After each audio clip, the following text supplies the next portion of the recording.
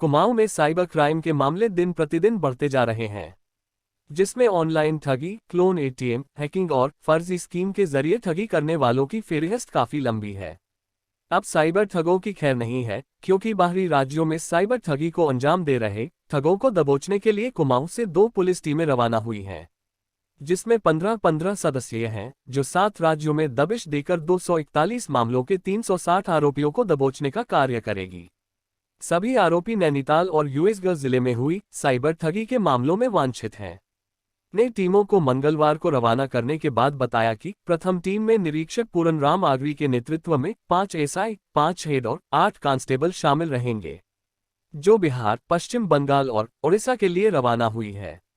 दूसरी टीम निरीक्षक नीरज चौधरी के नेतृत्व में 6 एसआई और 9 कांस्टेबल के साथ यूपी, राजस्थान, हरियाणा के लिए रवाना की गई है।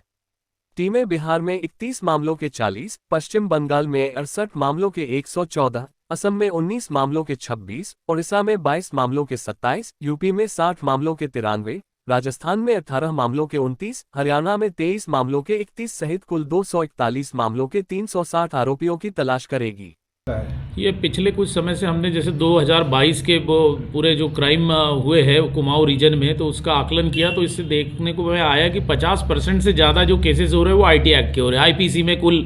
तो सबसे ज़्यादा बड़ी चुनौती अभी जो पुलिस के सामने है वो साइबर के ऊपर सबसे बड़ी चुनौती है। तो इसमें दिक्कत यह है कि जो साइबर ठग है ये भारत के अलग अलग कोनों में बैठे होते हैं, इनकी आइडेंटिटी खोजना, केस को वर्कआउट करना, ये एक बड़ा मुश्किल काम है, क्योंकि इनका बड़ा सिंडिकेट कार्टेल नेटवर्क बहुत स्ट्रांग होता है। कई नाम के फर्जी अकाउंट्स होते हैं, सिम कार्ड्स होते हैं, तो इस तरह से ये बैंक अकाउंट्स तो बहुत मुश्किल होता है इनको ट्रैक करना। खासकर जैसे ये जामताड़ा, मेवात ऐसे जो बने हैं इनके सेंटर्स, तो वहाँ पर हमने जो है केसेस पहले इनको सबसे पहले तो वर्कआउट करा।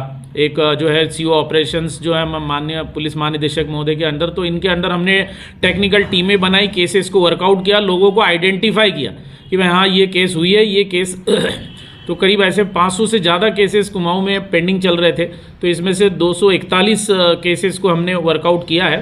और वो देखने को आया कि जब पुलिस यहाँ रेड करती है कुछ ऐसे जगहों पे, तो उसमें रेजिस्टेंस भी होता है।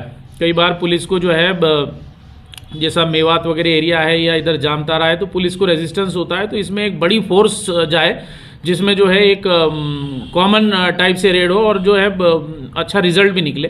तो इसमें 2 बड़ी टीमें जो है वो कल बनाई गई, जिसमें 32 लोग जो 2 टीमों में भेजे गए 7 राज्यों में। तो इसमें हमारे 241 केसेस जो है वो इसमें है टारगेट में रखे हैं, जिसमें 360 अभियुक्त है।